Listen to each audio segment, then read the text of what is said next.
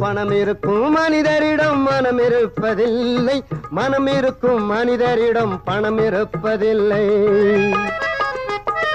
பணம் இருக்கும் மனிதரிடம் மனம் இருப்பதில்லை, மனம் இருக்கும் மனிதரிடம் பணம் இருப்பதில்லை.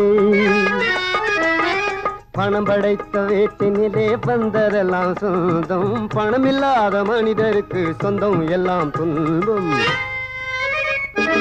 புத்தியுள்ள மனிதனெல்லாம் வெற்றி காண்பதில்லை, வெற்றி பெற்ற மனிதனெல்லாம் புத்திசாலி இல்லை, புத்திசாலி இல்லை.